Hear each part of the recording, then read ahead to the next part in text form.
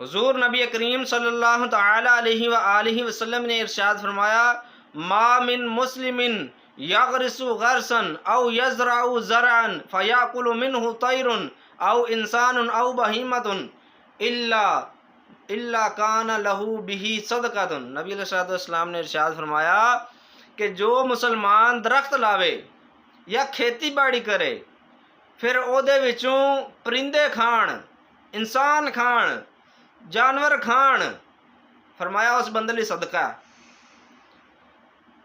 अल्हम्दुलिल्लाह अज 1 अगस्त 2025 दावत इस्लामी के तहत हर साल दावत इस्लामी का एक शोबा FGRF ਉਹਦੇ तहत हर साल ये मुहिम चलाई जाती है।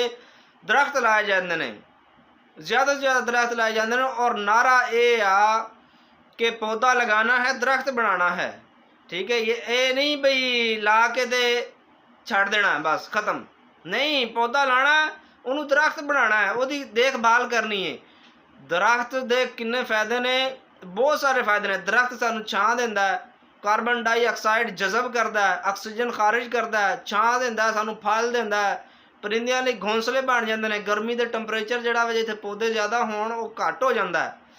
ये बड़े फायदे ने और स्वाब भी है। कोशिश करो फलदार दरख्त लाओ। जे फलदार दरख्त नहीं ला सकते तो वैसे जे आम दरख्त ला दो, अपने घरां दे विच लाओ, अपने घरां दे जिहड़ी तुहाडी ज़ाती जगह वे, दूसरी जगह तो नहीं लाना, अपनी फसलों के विच लाओ और ज़्यादा से ज़्यादा जिहड़ा वे वो दरख्त लाने की कोशिश करो और दूसरों नूं ये तरगीब दिलाओ।